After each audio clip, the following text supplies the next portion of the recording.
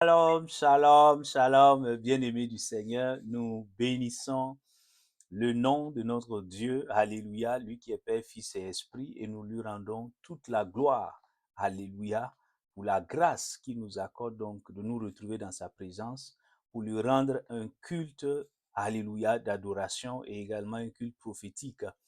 Mon frère, ma sœur, nous bénissons le Seigneur, notre Dieu, lui qui est notre Père également, alléluia.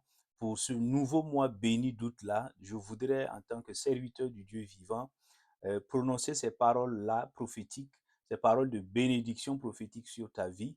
Et au moment où tu ouvres ton cœur et que ton cœur est rempli de foi, je déclare dans l'autorité du nom de Christ Jésus que ce 8e mois de l'année-là est un mois béni pour ta vie au nom de Jésus. C'est un mois béni pour ta famille au nom de Jésus. Je déclare que toute programmation satanique contre ta vie, contre ta famille est annulée par le sang de Jésus. Toute œuvre donc du monde des ténèbres contre ta vie, contre ta famille, cela est consumé par le feu du Saint-Esprit. Et je prophétise donc que c'est un moment, c'est un mois, alléluia, où le Seigneur achève ce qu'il a commencé en toi au nom de Jésus. C'est un mois où le Seigneur achève ce qu'il a commencé avec toi au nom de Jésus. Les prières qui étaient restées comme non répondues, oh, le Seigneur accorde l'exaucement au nom de Jésus. Je proclame et je prophétise que c'est un mois, alléluia, de victoire dans ta vie au nom de Jésus. Je prophétise un mois de réjouissance au nom de Jésus-Christ de Nazareth. Je proclame un mois où le Saint-Esprit renouvelle tes forces pour gagner la bataille, pour gagner la guerre spirituelle qu'on t'a livrée. Au nom de Jésus-Christ de Nazareth. Amen, amen, amen. Mon frère, ma sœur, donc c'est une véritable bénédiction, c'est une grande grâce que nous avons de pouvoir donc être dans la présence du Seigneur pour écouter sa parole. Amen. Et nous continuons par la grâce du Saint-Esprit. Je voudrais simplement rappeler qu'au cours du mois de juillet là, mon frère, ma sœur, si tu n'as pas encore suivi donc les différentes prédications, je t'invite à les écouter. Le Saint-Esprit, dans sa grâce, nous a expliqué pourquoi nous, toi et moi, nous devons devenir donc des moissonneuses et des moissonneurs d'âmes pour le Seigneur. Alléluia. Il nous a donné les différentes et les principales raisons pour lesquelles nous devons nous engager pleinement dans la moisson. Et donc, pour ce mois donc d'août là, mon frère, ma soeur, le Saint-Esprit continue donc à nous enseigner sur la moisson. Et tout au long de ce mois, par sa grâce, nous allons voir les conditions de la moisson. Alléluia. C'est-à-dire quelles sont les différentes conditions que nous devons remplir pour nous assurer donc que la moisson sera abondante, que nous allons gagner donc de nombreuses âmes pour le Seigneur et alléluia, participant ici à réjouir le ciel. Donc tu peux le noter, le thème est intitulé, mon frère, ma soeur, les conditions de la moisson, 2 points, intercéder pour les âmes perdues. Amen. Les conditions de la moisson, 2 points, intercéder pour les âmes perdues. Et nous allons donc nous baser donc sur la parole de Dieu, Matthieu chapitre 5, verset donc 43 à 45 là, mon frère, ma soeur, Matthieu chapitre 5, verset 43 donc à 45, qu'est-ce qu'il est écrit? Il dit, mais vous avez, c'est Jésus-Christ notre Seigneur qui parle, il dit, vous avez entendu qu'il a été dit, tu aimeras ton prochain et tu haïras ton ennemi. Mais moi, je vous dis, aimez vos ennemis, bénissez ceux qui vous maudissent, faites du bien à ceux qui vous haïssent et priez pour ceux qui vous maltraitent et qui vous persécutent. Alléluia. Et donc cette portion de l'écriture que je vais retenir, priez pour ceux qui vous maltraitent et ceux qui vous persécutent. Alléluia. Donc dans ce contexte-là, le Seigneur avait déjà donné donc le sermon sur la montagne et il était en train de montrer donc qu'il y a une nouvelle alliance qu'il va établir. Alléluia. Et donc, par rapport vis-à-vis de la loi de Moïse, là, lui, il vient et il va donner donc la loi de Christ. Amen. Et donc, c'est dans cette perspective-là que le Seigneur mentionne que dans la loi de Moïse, c'était la loi du talion, œil pour œil, dent pour dent.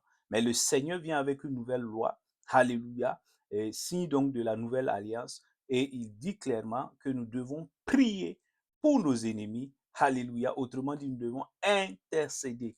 Nous devons donc exercer le ministère de l'intercession en faveur de nos ennemis. Nos ennemis, ce ne sont pas les personnes physiques, mon frère, ma soeur. Non, ce n'est pas ce membre de la famille qui te persécute, ce n'est pas ce voisin ou cette personne donc au niveau du travail, des études qui te maltraite. Non, ce sont des esprits. Dans Éphésiens, il dit, nous n'avons pas à lutter contre la chair ou le sang, mais contre les esprits méchants.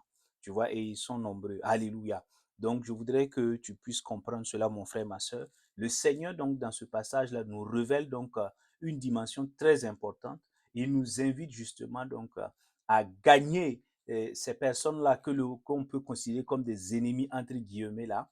Et on doit prier pour ces personnes-là. Pourquoi? Parce que le Seigneur veut qu'elles deviennent justement des enfants de Dieu. Alléluia. Donc, et le Seigneur va passer par la prière d'intercession que nous allons lui adresser là. Alléluia. Pour les sauver dans sa grâce et dans sa miséricorde. Donc, tu comprends, mon frère, ma soeur. Donc, il est extrêmement important que nous qui voulons nous engager pleinement dans la moisson, nous puissions véritablement nous consacrer totalement, mais radicalement à l'intercession, au ministère d'intercession. Nous devons nous consacrer, je te répète ça, dans les églises, alléluia, il y a souvent des départements d'intercesseurs, mais ça c'est de manière organisée avec le ministère de l'intercession. Mais chacun de nous, alléluia, enfant de Dieu, disciple de Christ là, est un intercesseur, est une intercesseuse. Amen. Et nous devons nous engager pleinement donc dans ce ministère d'intercession afin de pouvoir moissonner les âmes. Il ne s'agit pas, lorsqu'on parle de la moisson, de commencer, de sortir, de commencer à évangéliser, à témoigner de Christ. Non. L'une des premières étapes et même l'une des premières conditions, c'est de s'engager d'abord dans l'intercession. C'est de comprendre c'est quoi l'intercession et c'est de nous engager à pratiquer donc l'intercession. Amen. Afin que les âmes puissent être gagnées. On parle de la moisson, même dans le monde physique. Si tu veux donc récolter, tu dois semer. Alléluia. Et la semence ici, c'est dans l'intercession. La semence, la prière d'intercession, le ministère d'intercession représente donc cette semence-là sur le plan spirituel. Une fois donc cette semence donc est faite dans les conditions donc requises, alléluia, lorsque donc nous allons engager donc le témoignage, lorsque nous allons donc commencer à témoigner, nous allons commencer à voir les fruits. Nous allons récolter la moisson des âmes là pour notre Seigneur Jésus. Est-ce que tu comprends, mon frère, ma soeur? Et donc, nous allons voir quelques points, mon frère, ma soeur, sur ce thème-là. Et je voudrais que tu puisses noter en premier, pourquoi donc devons-nous, toi et moi, intercéder, alléluia, pour les âmes perdues. Alléluia. Donc, pourquoi toi et moi, nous devons intercéder pour les âmes perdues? Alors, nous allons répondre à cette première question-là en nous référant bien évidemment à la parole de Dieu. Alors, que nous disent les Saintes Écritures? Mon frère, ma soeur, tu peux noter en première, la première raison, le premier point, c'est que, alléluia, nous devons intercéder pour donc les âmes perdues, alléluia, pour le salut des âmes perdues, parce que c'est la volonté, c'est ce que Dieu veut. Alléluia. Dieu est notre Père et il donne ça, il manifeste sa volonté et nous devons comprendre sa volonté et faire sa volonté. Alléluia. Jésus dit, moi ma nourriture c'est de faire la volonté de mon Père. Et donc par l'œuvre achevée de Christ à la croix, toi et moi nous sommes devenus enfants de Dieu et nous voulons donc et nous devons faire la volonté de notre Père. Amen. Et donc premier point comme je te l'ai dit, nous devons intercéder, nous devons nous engager dans le ministère de l'intercession pour le salut donc des âmes, parce que c'est ce que Dieu notre Père veut. Amen. Et nous l'avons vu donc dans le texte introductif, là, dans le verset donc de référence, Matthieu chapitre 5, verset 43 à 45. Jésus nous dit totalement la volonté du Père, c'est que nous puissions prier, intercéder pour ces personnes qu'on considère comme des ennemis là, afin que lui, Dieu, dans sa grâce, vienne les sauver. Alléluia. Dieu ne veut pas donc que ces personnes dites ennemies là périssent donc dans le feu éternel. Non. Et sa volonté parfaite, c'est que par la prière d'intercession, lui, Dieu intervienne et donc puisse sauver donc ces personnes que l'on considère généralement comme des ennemis. Alléluia. C'est pourquoi il dit, priez pour ceux qui vous maltraitent et qui vous persécutent. Donc, c'est une prière ici d'intercession. Ce n'est pas une prière donc pour écraser, ce n'est pas une prière donc pour anéantir, non. C'est une prière donc où on va crier à Dieu, où on va supplier le Seigneur de pouvoir sauver ces personnes-là, alléluia, qui sont malheureusement donc captifs donc de l'ennemi. Tu comprends, mon frère, ma soeur. Donc, je voudrais, par la grâce de Dieu, prier afin que nous tous, donc, toi et moi, nous puissions véritablement comprendre, avoir la bonne compréhension, alléluia, que c'est la volonté parfaite du Seigneur que nous puissions intercéder afin donc de gagner les âmes perdues. Amen.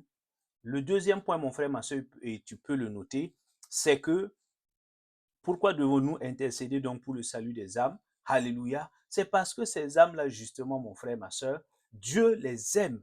Dieu aime ces âmes-là et veut les sauver. Alléluia. C'est complémentaire au premier point, mon frère, ma soeur. Dieu aime ces âmes-là et veut les sauver. Tu as vu donc le mois passé que Jésus est venu justement. L'une des raisons pour lesquelles donc Christ est venu, la raison principale de sa venue, c'était pour sauver l'humanité, les âmes perdues. Alléluia. Et toi et moi, nous faisions partie. Gloire au Seigneur Jésus. Donc, tu comprends. Et donc, le deuxième point, nous devons nous engager fermement, volontairement, intentionnellement dans le ministère d'intercession pour le salut des âmes, parce que Dieu aime les âmes perdues et il veut les sauver. Ézéchiel chapitre 18, verset 21, là, mon frère, ma soeur, tu connais bien le verset. C'est là où Dieu nous montre là. Je lis le verset. Ézéchiel chapitre 18, verset 21. Qu'est-ce qu'il dit là-bas? Il dit, si le méchant se détourne de tous les péchés qu'il a commis, s'il observe toutes mes prescriptions et la justice, assurément, il vivra, il ne mourra pas. Tu entends? Si le méchant se détourne de tous ses péchés, tu vois, et qu'il, alléluia, il observe quoi? La loi de Dieu, la parole de Dieu, qui commence à obéir au Seigneur. Qu'est-ce qui va se passer? Dieu va le sauver. Donc, et ça, c'est pas la prière d'intercession. Lorsque nous commençons donc à être intercesseurs pour les âmes perdues, nous allons crier à Dieu pour que Dieu, alléluia, sauve ces personnes méchantes. Pour qu'elles fassent quoi? Pour qu'elles se détournent de leurs péchés. Tu vois, l'une des finalités de l'intercession, là, et nous allons le voir prochainement, c'est que, alléluia, nous allons crier à Dieu pour que les méchants, les personnes qui font le mal sans remords, alléluia, qui sont comme des psychopathes, qui font ils font le mal en riant, alléluia, que ces personnes-là se détournent de leur péché, alléluia, qu'elles abandonnent le péché, alléluia, et qu'elles commencent donc à désirer la parole de Dieu et à aimer Dieu. Est-ce que tu comprends? C'est ça. Notre cri en tant qu'intercesseur, ça va être cela. Est-ce que tu comprends? Et donc, nous devons nous engager pleinement dans l'intercession parce que Dieu aime ces âmes-là. Dieu les aime. Dieu non, ces personnes-là donc sont pécheresses. Dieu n'aime pas le péché, mais Dieu aime le pécheur. Tu vois? Donc, il n'aime pas le péché du tout. Dieu a en horreur le péché, mais il aime la personne. Alléluia. C'est pourquoi Christ est venu mourir à la croix pour sauver toutes ces personnes-là. Alléluia. Donc toi et moi, nous étions membres avant. Alléluia. Tu comprends, mon frère, ma soeur. Donc Dieu aime et il faut que tu acceptes cela. Dieu les aime, oui. Actuellement, ces personnes-là font le mal sans remords. Alléluia. Elles ne veulent même pas entendre parler de Dieu. Mais Dieu les aime. Oui, tu vois, Dieu est amour. Dieu les aime et Dieu a l'intention dans son cœur. Dieu veut les sauver. Alléluia. Dieu n'a créé aucun homme, aucun être humain pour que cet être humain aille en enfer. Non, l'enfer a été créé pour Satan et ses démons. Est-ce que tu comprends, mon frère, ma soeur? Mais Satan et ses démons ne veulent pas aller seuls dans ce feu éternel-là. C'est pourquoi ils travaillent jour et nuit pour amener le maximum de personnes avec eux dans le feu éternel. Donc Dieu les aime et Dieu donc veut sauver donc toutes ces personnes-là que nous considérons comme de méchantes personnes. Alléluia. Donc je prie que nous ayons la bonne compréhension au nom de Jésus. Amen. Alors troisième point, la Bible dit que nous devons donc intercéder pour le salut des âmes perdues. Alléluia. Pourquoi? Parce que ces âmes-là, alléluia, elles ne connaissent pas le vrai Dieu. elles ne connaissent pas le vrai Dieu. Est-ce que tu comprends? Et nous allons le voir, mon frère, ma soeur, dans Matthieu chapitre 15, là. Matthieu chapitre 15, verset donc 11 à 14, mon frère, ma soeur. Matthieu chapitre 15, verset 11 à 14. Qu'est-ce qu'il est dit là-bas? Donc, que nous disent donc les Saintes Écritures? Il est dit, Alléluia. Donc, mon frère, ma soeur, Matthieu chapitre 15, verset donc 11, 11 à 11 à 14, mon frère, ma soeur. Donc, qu'est-ce qu'il est dit là-bas? Jésus dit, ben, ce n'est pas ce qui entre dans la bouche qui rend l'homme impur, mais ce qui sort de la bouche, c'est ce qui rend l'homme impur. Alors ses disciples s'approchaient et lui disent, sais-tu que les pharisiens ont été scandalisés d'entendre cette parole? Il répondit, toute plante qui n'a pas été plantée par mon Père céleste sera déracinée. Laissez-les. Ce sont des aveugles qui conduisent des aveugles. Si un aveugle conduit un aveugle, ils tomberont tous deux dans une fosse. Alléluia. Donc, tu vois, mon frère, ma soeur, dans ce passage-là, Jésus est en face donc des religieux qu'on appelle donc des scribes et des pharisiens. Et pendant donc qu'il donne une révélation sur la purification spirituelle ou la sanctification là, eux, ils ne comprennent rien. Ils sont donc des aveugles spirituels. Ils sont frappés de cécité spirituelle. Eux qui croient donc qu'ils connaissent le vrai Dieu, des Juifs très zélés, alléluia, attachés donc à la loi de Moïse et qui sont perdus donc dans les liens de la religion. Qu'est-ce qui se passe? Ils ne connaissent pas le vrai Dieu. Ils ne connaissent pas le vrai Dieu. Et Jésus va prendre tout au long des évangiles. On voit Jésus reprendre sévèrement donc ces Juifs-là parce qu'ils pensent connaître Dieu, mais en réalité, ils ne connaissent pas Dieu. Alléluia. Ils ne connaissent pas le vrai Dieu vivant. Et donc, Jésus leur dit, ce sont des aveugles, laissez-les. Laissez-les. Tu comprends? Tu entends? Il dit, laissez-les. Ce sont des aveugles qui conduisent d'autres aveugles. Alléluia. Waouh, le Seigneur est très sévère ici. Donc, tu comprends? Et donc, beaucoup d'entre autour de nous, au niveau de la famille, nos amis, nos proches, alléluia, nos connaissances, souvent certains pensent connaître le vrai Dieu. Mais en réalité, ce n'est pas le cas parce que le vrai Dieu, alléluia, il s'appelle Jésus-Christ de Nazareth. Amen. Il dit dans Jean chapitre 14, verset 6 là, je suis le chemin, pas un chemin, je suis la vérité, pas une vérité. Je suis la vie. Alléluia. Et nul ne peut aller au Père qu'en passant par moi. Amen. Donc tu comprends. Il est extrêmement important que nous puissions donc comprendre cela. Et l'exemple que tu connais, c'est dans le livre des Actes des Apôtres, nous n'allons pas le lire. C'est l'exemple de Saul de Tarse, qui est devenu plus tard Paul. Lui qui a été donc éduqué par le docteur Gamaliel, il a grandi avec une haine féroce donc contre les chrétiens, contre les disciples du Christ, et il s'est donné comme ministère de saisir, d'appréhender donc les chrétiens, de les torturer, de les amener en prison. Tu comprends? C'était ça son ministère. Et qu'est-ce qui va se passer? Le Seigneur va le rencontrer sur la route de Damas là. Et tu vois, il va se rendre compte en réalité qu'il était donc juste perdu. Il était perdu, il ne connaissait pas le vrai Dieu. Alléluia. Et Jésus, dans sa grâce, va se révéler là à lui et il va savoir qu'il était perdu complètement. Et donc, je prie dans le nom de Jésus que toi et moi, nous puissions nous engager pleinement dorénavant dans le ministère de l'intercession. Alléluia, afin donc de sauver toutes ces âmes perdues-là qui ne connaissent pas encore le vrai Dieu vivant. Alléluia. Amen. Alors, l'autre point, mon frère, ma soeur, tu peux le noter, c'est que nous devons intercéder de manière très sérieuse donc, en faveur donc, du salut des âmes perdues. Pourquoi? Parce que généralement, ces âmes-là sont dans l'idolâtrie. Elles sont dans l'idolâtrie. Est-ce que tu comprends?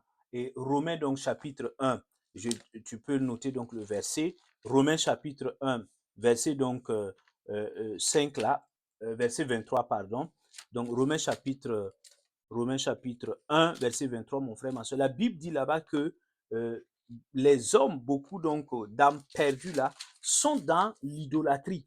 Donc, elles ont besoin du salut. Elles ont besoin du salut. Alléluia. L'idolâtrie, c'est la pratique qui consiste justement à ériger une personne ou une chose comme à l'ériger donc en Dieu, en divinité. Alléluia. Et commencer à adorer cette création ou donc cette chose-là ou cette personne. Est-ce que tu comprends? À la place du vrai Dieu vivant. Donc, c'est ça l'idolâtrie. Donc, lorsque tu considères, par exemple, l'argent comme l'argent peut devenir ton Dieu, alléluia, et le bois, la pierre peut devenir ton Dieu, etc., etc. Donc, toute chose que tu ériges en Dieu dans ton cœur, petit d, donc cela devient, donc on dit que tu deviens idolâtre, tu pratiques l'idolâtrie. Dans Romains chapitre 1, verset donc 23, qu'est-ce qu'il dit? Il dit, mais les hommes ont remplacé la gloire du Dieu incorruptible par des images représentant l'homme corruptible, des oiseaux, des quadrupèdes et des reptiles. Tu vois?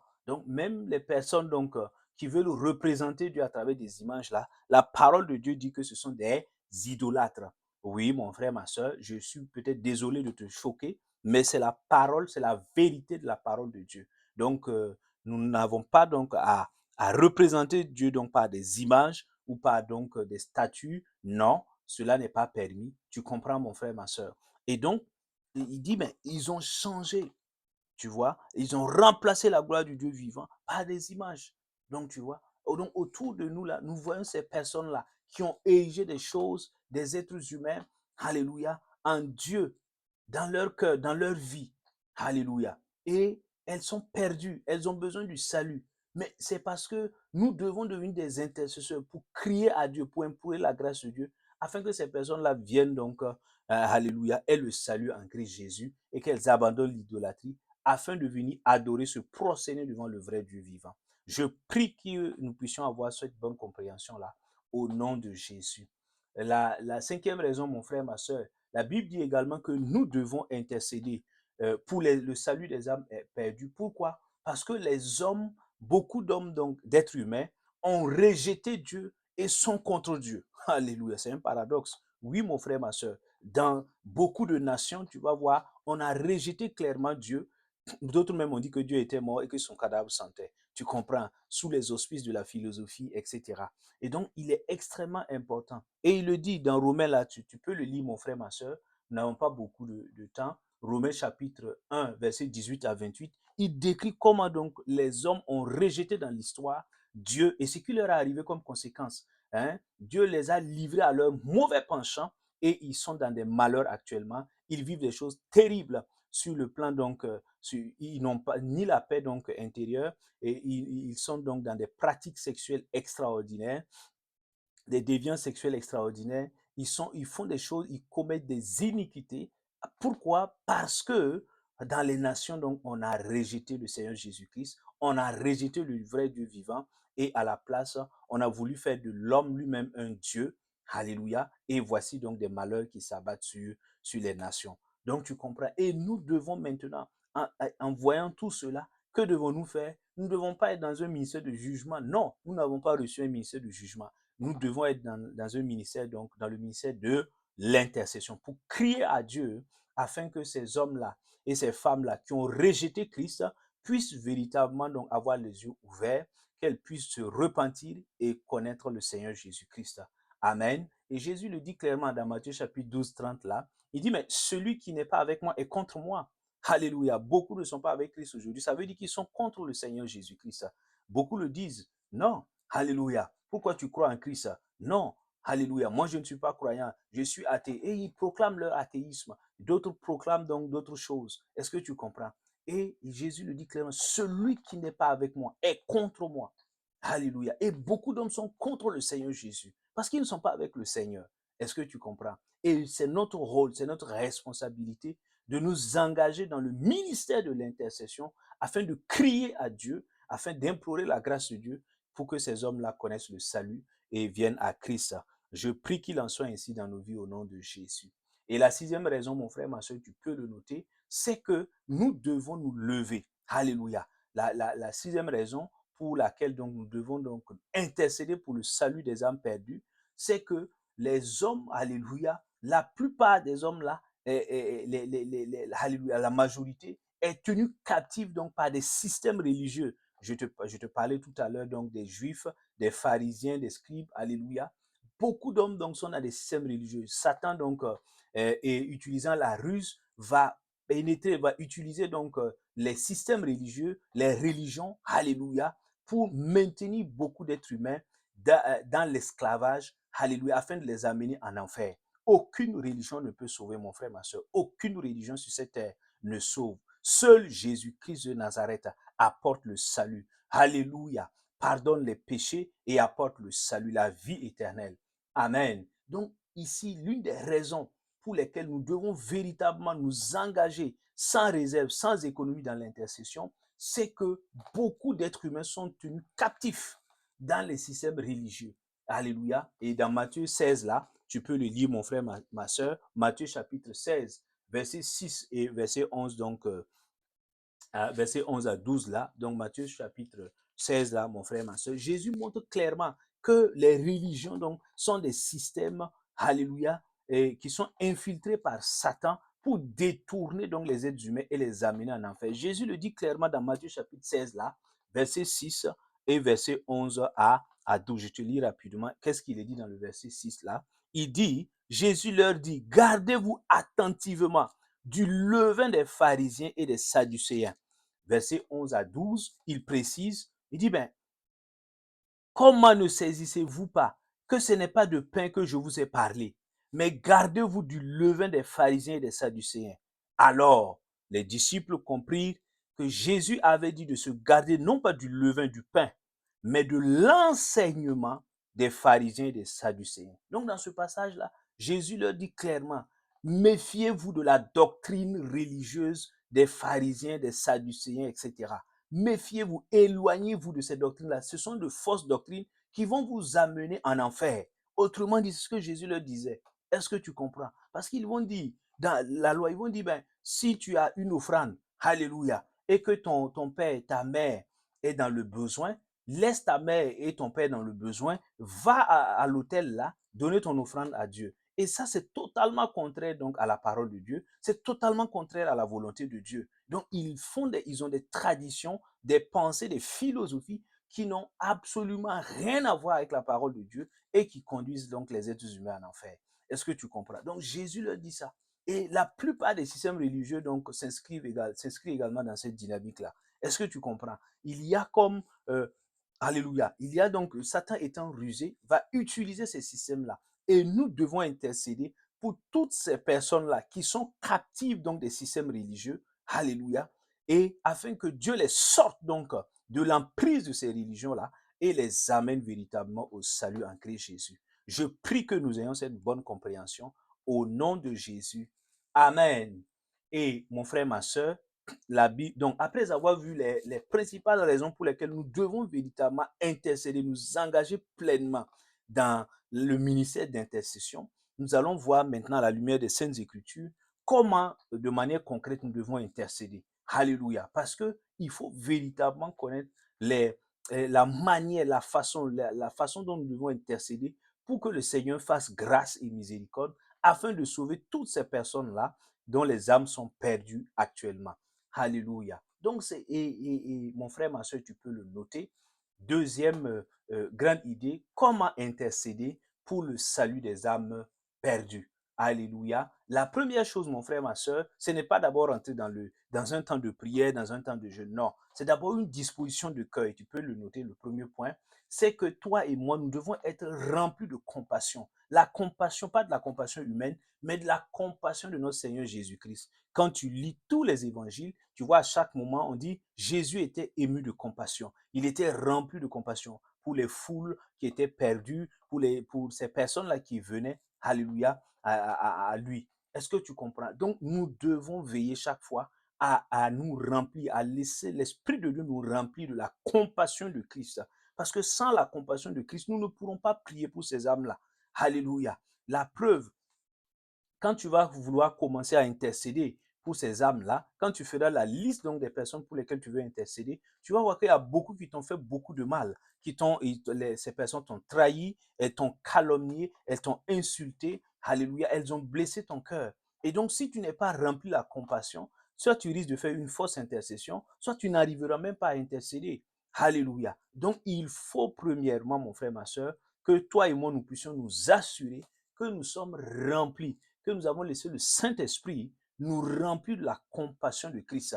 Amen. Et donc, il est très, très important de le savoir. Et la Bible donc, nous dit dans Éphésiens chapitre 2, versets 1 à 5 là, que l'un des moyens les plus efficaces pour pouvoir développer ce sentiment donc de compassion du Seigneur Jésus en nous, c'est que nous devons nous identifier aux personnes donc pour lesquelles nous voulons intercéder. Nous devons, ça va créer l'empathie, ça va créer donc ce sentiment de compassion donc, alléluia, qui était en Christ là. Et ce sentiment va venir en nous. Et je lis la parole, Éphésiens chapitre 2, verset 1 à 5 là. Il dit, mais pour vous, vous étiez morts par vos fautes et par vos péchés, dans lesquels vous marchiez autrefois selon le cours de ce monde, selon le prince de la puissance de l'air, cet esprit qui agit maintenant dans les fils de la rébellion. Nous tous aussi, nous étions de leur nombre et nous nous conduisions autrefois selon nos convoitises charnelles. Nous exécutions les volontés de notre chair et de nos pensées. Nous étions par nature des enfants de colère comme les autres.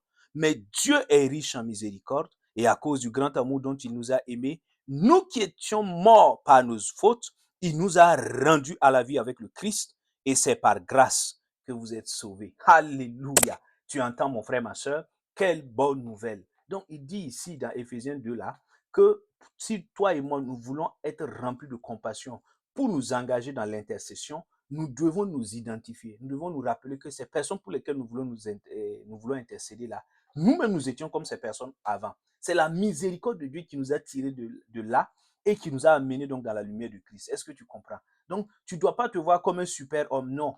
Tu étais un pécheur chronique. C'est la grâce de Dieu qui t'a rendu juste et saint et sainte. Est-ce que tu comprends? Donc, lorsque tu commences à penser que c'est toi aussi, tu étais comme cette personne-là, mais c'est le Seigneur qui t'a fait grâce, le sentiment de compassion de Christ là commence à monter en toi, à toucher tes entrailles, et tu peux maintenant commencer l'intercession. Je prie dans le nom de Jésus que tu aies cette vision, cette compréhension-là, au nom de Jésus, et que tu puisses développer donc la compassion de Christ en toi, afin d'intercéder pour le salut des âmes, au nom de Jésus. Amen.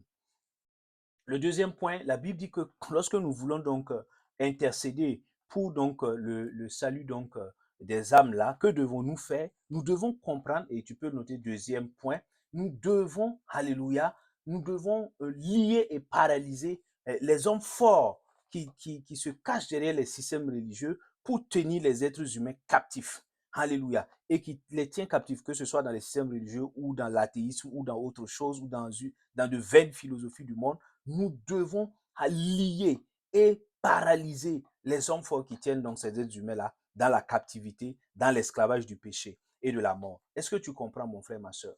Et Matthieu chapitre 12, verset 29, là, nous n'allons pas le lire, mais tu sais, Jésus dit, mais quelle est cette personne qui peut entrer dans une maison sans lier l'homme fort qui tient cette maison? C'est alors qu'il pourra donc piller la maison. Donc, par ce passage-là, Matthieu chapitre 12, verset 29, là, Jésus nous montre là que nous avons reçu les clés du royaume. Alléluia. Nous avons reçu l'autorité en lui.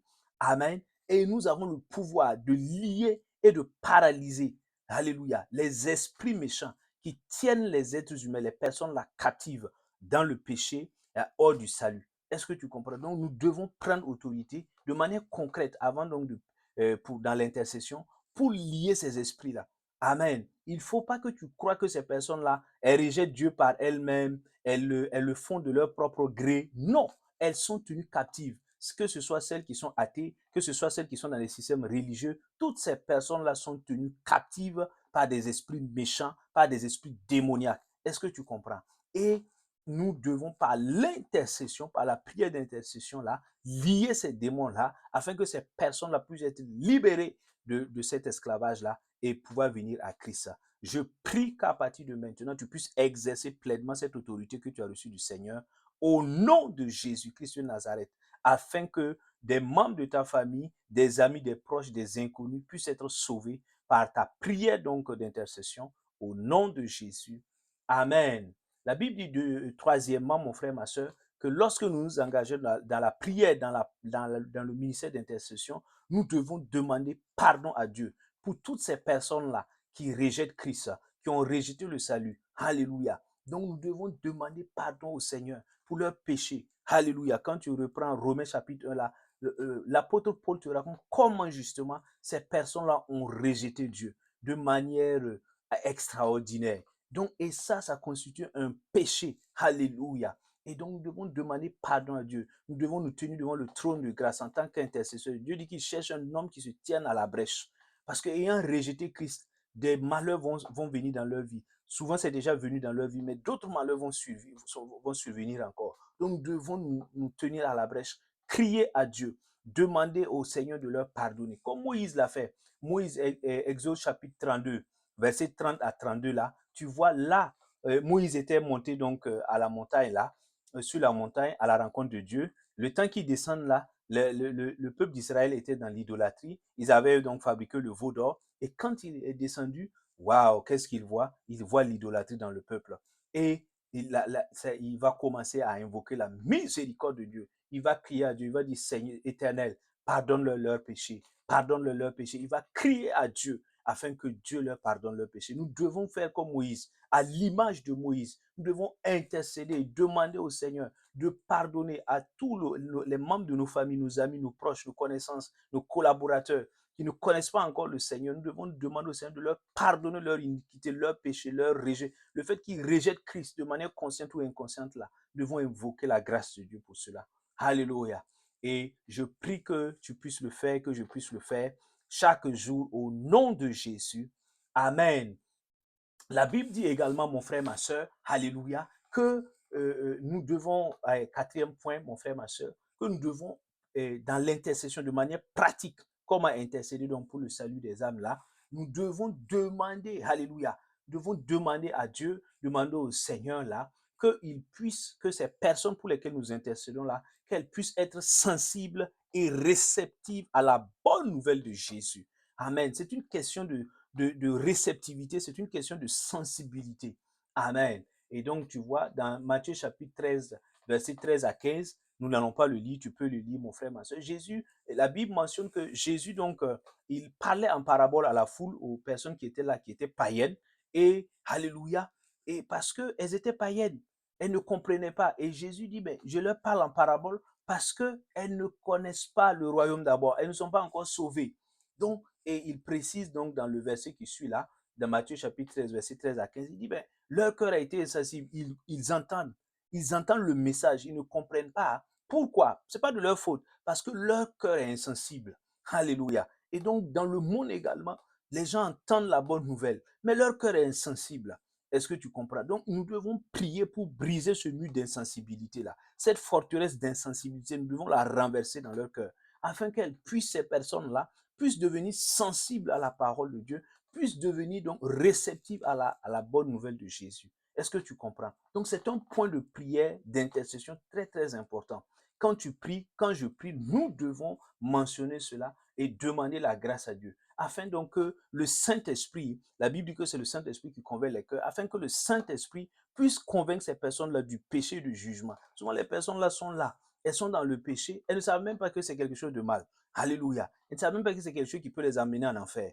Et donc, afin, donc, nous devons prier, prier et demander au Seigneur de toucher leur cœur, de les convaincre du péché, du jugement, afin qu'elles deviennent sensibles, afin qu'elles deviennent réceptives, alléluia, à la parole de Jésus-Christ. Qu'en écoutant leur cœur soit touché, alléluia, qu'elles commencent à avoir cette sensibilité-là, alléluia, une forte sensibilité donc à la parole de Dieu, à l'évangile de Jésus-Christ.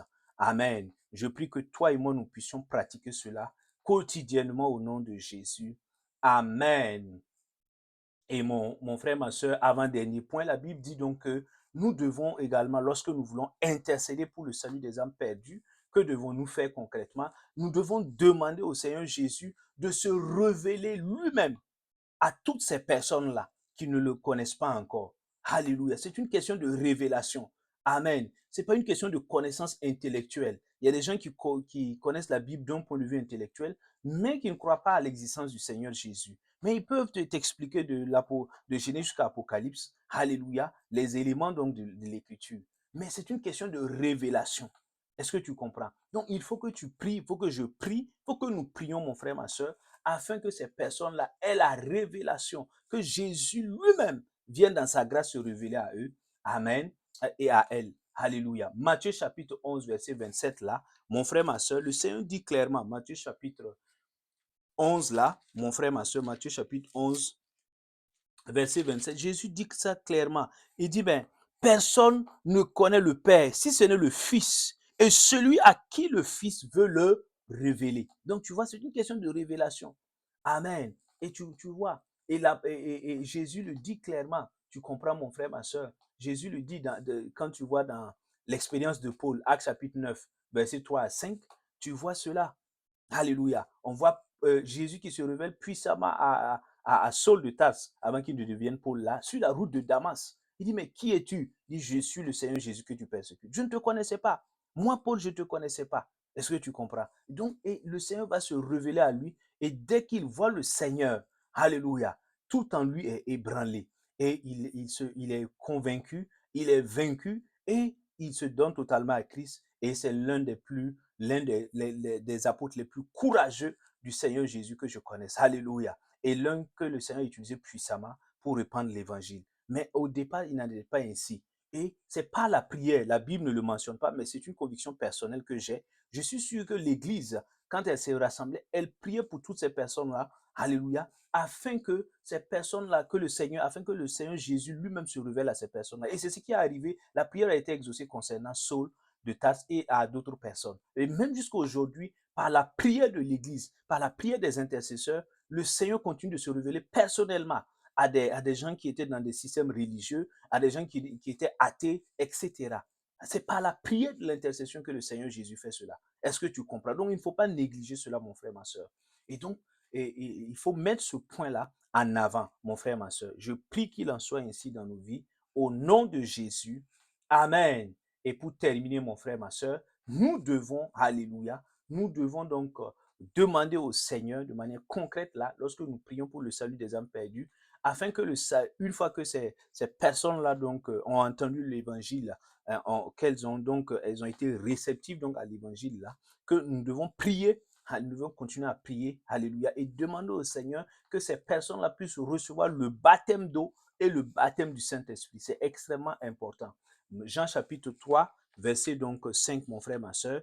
Jean chapitre 3, verset donc 5 là, qu'est-ce qu'il est dit? Jésus lui répondit, il parlait au docteur Nicodème, en vérité, je te le dis, si un homme ne naît d'eau et d'esprit, il ne peut entrer dans le royaume de Dieu. Alléluia. Donc, tu vois, donc si un homme ne naît d'eau et d'esprit, donc la nouvelle naissance. Donc il parle donc de à la fois le baptême d'eau, mais aussi le baptême du Saint-Esprit. Donc il faut naître de nouveau. Alléluia. Par ces deux baptêmes-là. Est-ce que tu vois? Donc il dit, mais si un homme ne naît d'eau et d'esprit, il ne peut entrer dans le royaume de Dieu, il ne peut avoir le salut en Christ Jésus. Est-ce que tu comprends? Donc nous devons demander au Seigneur, crier à Dieu, Seigneur, oh, que toutes ces personnes-là pour lesquelles nous intercédons, qu'elles reçoivent le baptême d'eau, qu'elles soient touchées, qu'elles soient enseignées et qu'elles reçoivent le baptême d'eau et le baptême du Saint-Esprit.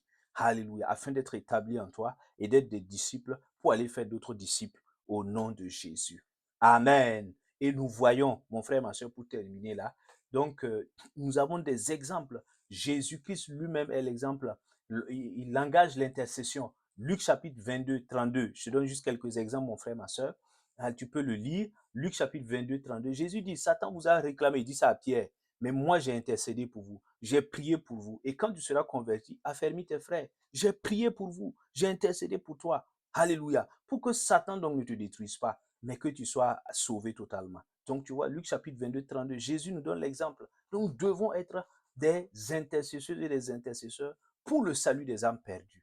Et Abraham également, nous voyons dans l'Ancien Testament, Abraham qui intercède, alléluia, pour le salut donc des justes dans les villes donc de Sodome et de Gomorrhe. Et il prie également, alléluia. Nous avons l'exemple de Moïse, je t'ai donné. Il y a l'exemple de Job qui a intercédé pour ses amis. Nous avons l'apôtre Paul qui intercède donc dans ses épîtres. Alléluia. Donc ce sont des exemples nets et explicites qui nous montrent que toi et moi, nous devons véritablement accepter cette condition-là. C'est l'une des conditions pour moissonner les âmes. On ne peut pas moissonner les âmes sans passer par le ministère d'intercession. Souvent, nous négligeons le ministère d'intercession, nous sortons en évangélisation, nous sortons pour témoigner et les résultats sont maigres parce que nous n'avons pas pris au sérieux préalablement le ministère de l'intercession. Je prie dans le nom de Jésus qu'à partir de maintenant, nous nous prenions à cœur, nous nous organisions et que nous puissions nous engager pleinement dans le ministère de l'intercession pour le salut des âmes. Au nom de Jésus. Amen. Donc, nous nous arrêtons là, mon frère, ma soeur. Je prie et je bénis ta semaine. Je déclare que tu marches donc dans la vie divine, tu marches dans la victoire. Toute forme d'oppression contre ta vie donc est annulée, est consumée par le feu du Saint-Esprit et tu marches dans la victoire au nom de Jésus. Je bénis ta semaine, je bénis ta vie. Nous nous retrouvons donc la semaine prochaine par la grâce de Dieu. D'ici là, que la grâce du Seigneur continue de t'accompagner. Au nom de Jésus. Amen. Shalom, shalom, shalom.